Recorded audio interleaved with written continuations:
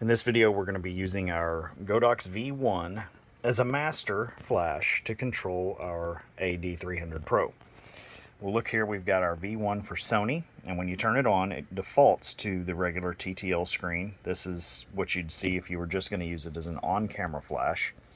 But we want to turn it into the controller or master flash. So we're going to tap this little button right here, and you'll notice that takes us into a group setting here. And M is for the master flash. That's the flash that's going to be on your camera as your controller so that you can control your other lights off camera. So if we want to make an adjustment to group M, right here, you'll see the M on the screen. We'll just tap this little button. It highlights.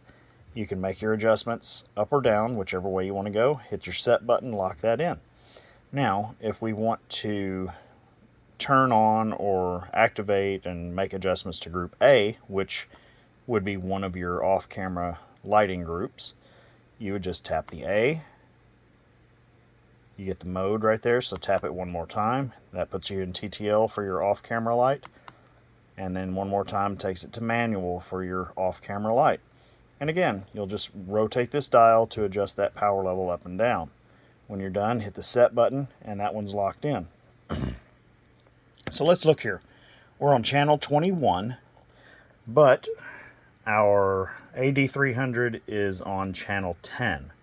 So let's get our V1 so that it's on channel 10 as well. To do that, you'll go ahead and hit the menu button, scroll down here, you'll see channel, hit your set, and you can adjust that, take it down to channel 10, lock that in place, hit that arrow going back. So now we're on channel 10, but also notice our light here is on group C, and we want to go ahead and activate group C down here. So we already hit it one more time, that changes to TTL, and if you'll look, that changed to TTL there.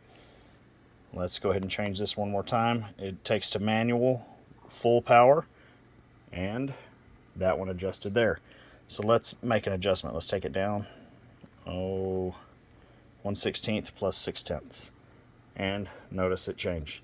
So anytime we make that change on our V1, it's going to make that change on our slave light, our receiver light that's off camera.